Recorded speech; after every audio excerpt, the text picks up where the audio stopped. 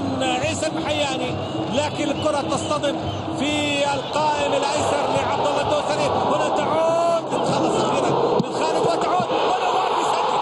نواف يسجل، نواف العابد جاءت الكرة المرتدة ايضا البديل يسجل في مرمى النصر في الدقيقة 42 من زمن شوط المباراة الثاني. الضغط والضغط وياتي هدف للهلال ونواف العابد يسدد مباشرة في المرمى. هدف هلالي أول. هذه عادة التمريرة إلى كريستيان والهمسن لعب الكرة العرضية خلصت من خالد الغامدي وعلى الطاير يأخذها نواف. عادة من الإصابة والعودة أحمد والكرة على يمين عبد الله العنزي. هدف أول لصالح الهلال بعد كرة رأسية. كانت شكل الكرة الرأسية كانت من سعد الحارثي.